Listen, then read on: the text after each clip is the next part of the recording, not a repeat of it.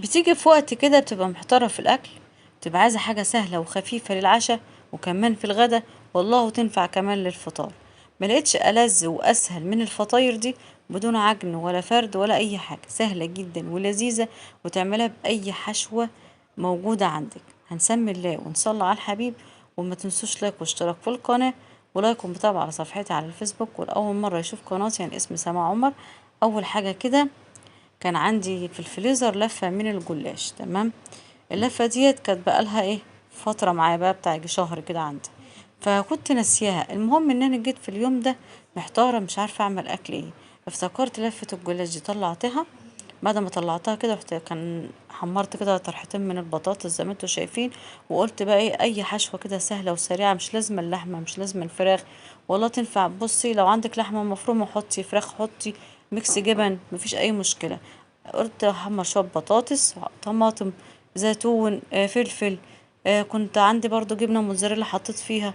بصي الحشوة ديت اللي انت بتحبها انت ولادك، تمام. حطيت كده ورقتين ومسحة كده من السمنة، وحطيت الحشوة في النص زي ما انتوا شفتوا. وهبدأ اطبق الورق بتاع الجلاش على شكل فطيرة كده، طبقتها زي ما انتوا شايفين. وبعدين كل ما اطبقها دهنة دهنة كده من السمنة عشان تبقى مورقة معايا وتستوي من بره ومن جوه، تمام بالشكل ده. بحط الحشوة كده في النص، شوية كده من البطاطس على طماطم، فلفل، عندك فلفل الوان حطي، ممكن لو هتحطي جبن ميكس جبن كده على بعضها ما فيش اي مشكلة. بطاطس حطي. بصي الحشوة اللي متوفرة عندك، هبدأ اتنيها كده، وبرضو بدهن مسحة كده من السمنة، وبجيب الباقي النص التاني برضو بتنيه عليه او بطبقه عليه، وبدهن مسحة كده من السمنة، وهبدأ اطبقهم بقى بالشكل ده.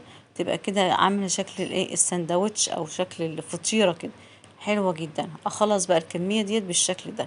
جبت بقى طاسة كده على النار، مسحتها كده مسحة كده من السمنة كده، وهبدأ اسوي الفطاير بتاعتي. سهلة جدا، ما بتاخدش وقت في تسويتها ولا اي حاجة.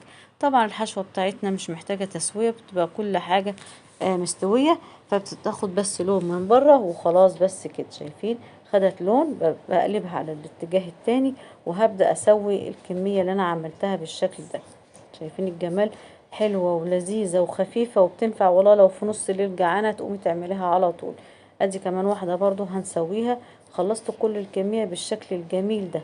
تعال بقى ناخد واحدة كده ونفتحها ونشوف الجمال، والسندوتش بتاعنا اللي يفتح النفس ده. شايفين تحفة جدا، والله العظيم تحفة جدا. ايه رأيكم؟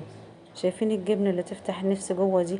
طبعا كل اولادنا بيحبوا السندوتشات السهلة السريعة ديت، وخصوصا ان احنا في الصيف والحر ده بيبقى عايز الاكلات السهلة السريعة.